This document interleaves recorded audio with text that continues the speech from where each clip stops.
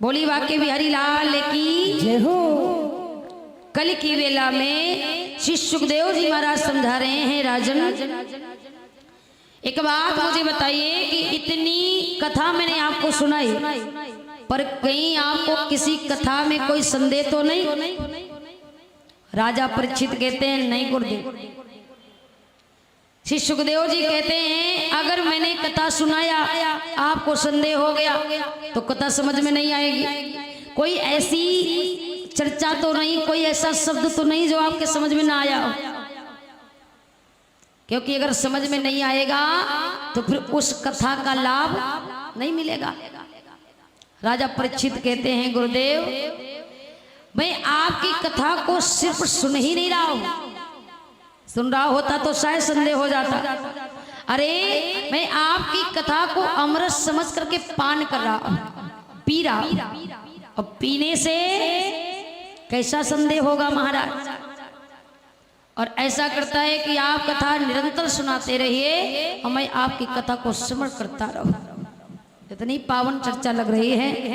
राजा परीक्षित को श्री सुखदेव जी महाराज समझाते हैं। कल की कथा में आप लोगों ने स्मरण किया परीक्षित महाराज, कौन सी कथा को सुना?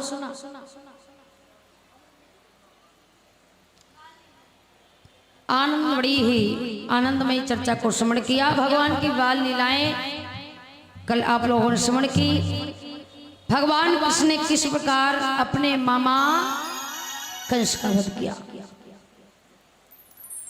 और जब कंस का वध कर देते हैं तो अस्थि प्राप्तियां नाराज हो जाती हैं। जरासंध से कहती हैं, कल कथा में आप लोगों ने सुना कि जरासंध ने भगवान पर 17 बार चढ़ाई करने के बाद 18वीं बार काले वन का सहारा लिया, फिर भी भगवान से जीत नहीं पाया, क्योंकि भगवान से जीतना हर किसी के बस में कहाँ है। भगवान को क्रोध से नहीं जीत सकते, भगवान को प्रेम से जीता जा सकता है।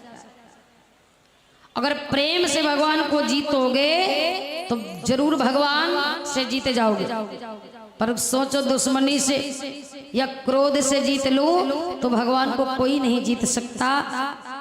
भगवान तो कहते हैं अहम पराधीना, वैसे भी हम सदैव भक्तों के सहारे हैं, भक्तों के पराधीन हैं। भक्त जैसे चाहे हमें मना सकता है, लेकिन सिर्फ क्रोध से हम कभी मानने वाले नहीं हैं।